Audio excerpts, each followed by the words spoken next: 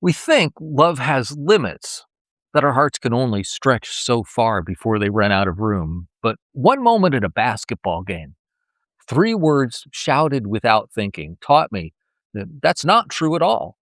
Today, we'll explore what happens when we choose to expand our circle.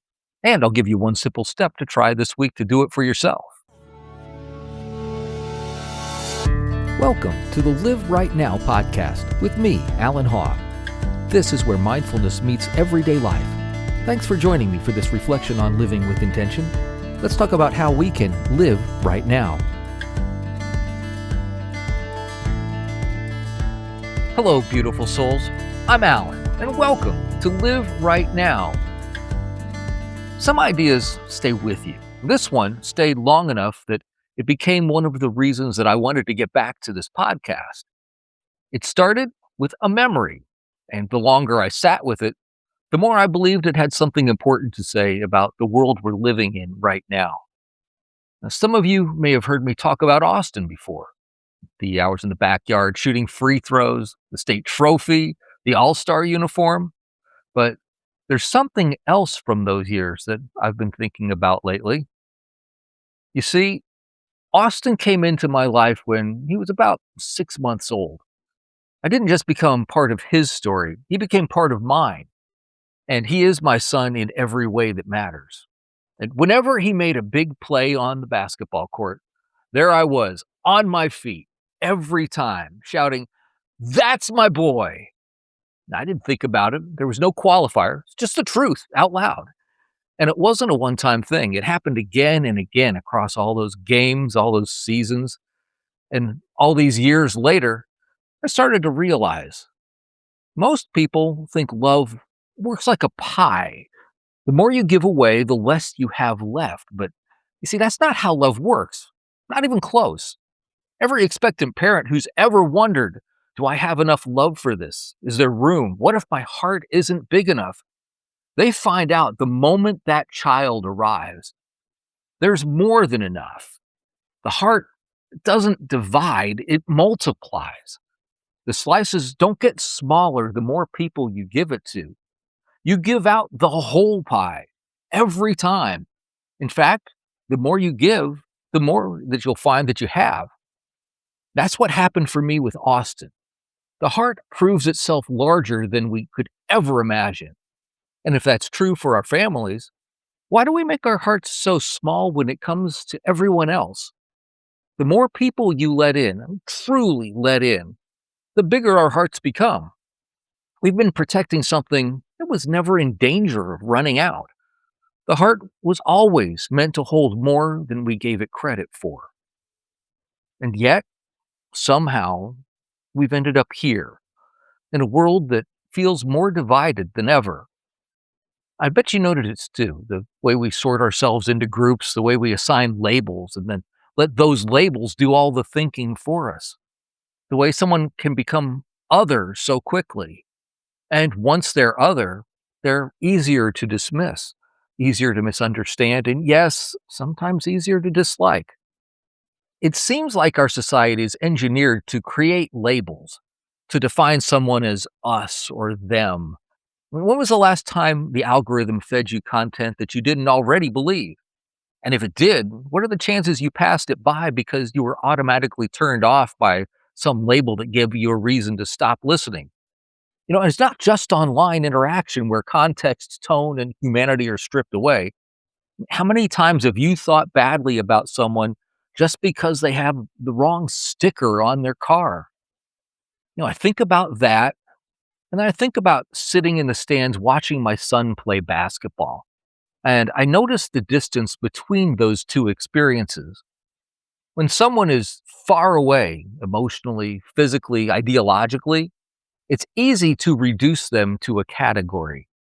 But you don't know their story, what they've been through, what they love, what they're afraid of. So the imagination fills in the gaps, and usually not generously. But think about what happens in those stands.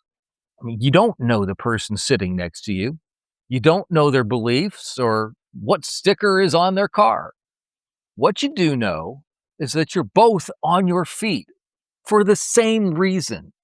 You're on the same side. And in that moment, that's enough. Connection doesn't always require understanding. Sometimes it just requires being in the same place, wanting the same thing.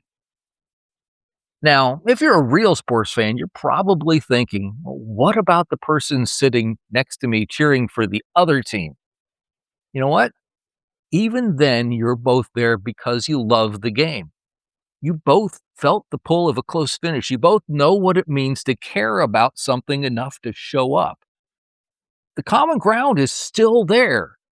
And after the game, opposing teams shake hands and their fans give each other grief, but they usually respect each other. They share something that nobody who stayed home understands for sure. And that's what proximity does. It puts us on the same side before we know enough to disagree. And even when we disagree, it makes that disagreement human. Distance creates assumptions. Closeness creates people. And the closer we get to one another, the harder it becomes to treat anyone as other. Because it's hard to hate someone you're standing next to, cheering for the same thing. Inside the gym, you don't usually choose the person sitting next to you. You didn't decide to be there together. It just happened because you were both there wanting to see a good game and cheer your team on. But there are times when you do choose. Nearly everyone has people they count as family, regardless of blood. Not an accident of genetics, but a deliberate decision to let someone in, to move them from the edge of your world towards the center. Over the course of my life, I've discovered that family is a much bigger word than I ever thought it was. It started with my kids, biological and otherwise, and kept growing. Friends who showed up when it mattered. People from my faith community who became something more than acquaintances. Colleagues who became people that I'd do anything for. Every one of them started outside my circle. Every one of them is inside it now. And the circle never ran out of room. I also know that for some people, the word family isn't warm. It's complicated, maybe even painful. If that's you, I gently suggest that that's exactly why chosen family matters. Because it means the word doesn't have to mean what it meant in the house that you grew up in. It can mean what you decide it means. You get to define it. You get to choose who's in it. And if you can choose one person, if you can decide that someone who started as a stranger belongs in your circle, then you can choose another and another. And as you keep going, eventually you arrive at a question. What if everyone you encountered was family? Not a distant abstraction, just family. The person in line behind you, the neighbor you've never spoken to, the person whose beliefs make you a little uncomfortable. What if they were yours to care about too? The heart was never meant to stop expanding. The circle was never meant to stay small. We just forgot that we're the ones who decide. So here's what I want to leave with you. Think of yourself as a circle, and think of everyone around you as a circle too. Right now, some of those circles overlap with yours, your family, your friends, your faith community, your colleagues, the people you've chosen, and the people who have chosen you. Those overlaps are where connection lives, where empathy lives, where the word family gets bigger than biology. But there are circles near you that haven't overlapped yet. People at the edge of your world who are one conversation away from becoming a part of it. This week, move toward one of them, just one. Learn their name. Ask something real. Let the circles overlap just a little bit. You may not be able to see what that does. The actions we take have a way of moving outward in directions that we can't trace or predict, touching surfaces we'll never know about, creating ripples that we'll never see. But that doesn't mean that they aren't there.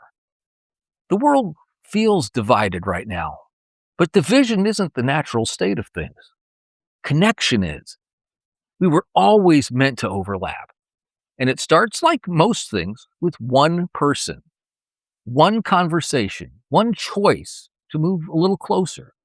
For me, it started by cheering, "That's my boy!" And the circle keeps expanding today. Thanks for spending some time thinking about this with me today. Until next time, find one circle that hasn't overlapped with yours yet. Move a little closer. And remember to live right now. Thanks for being part of Live Right Now. If you like what you've heard, I encourage you to like and follow the podcast on YouTube or your favorite podcast platform and share it with someone who could use a little inspiration today. Join the conversation on our Facebook page or email me your thoughts at the address in the show notes. I'm Allan Haw. Until next time, make the most of every moment and remember to live right now.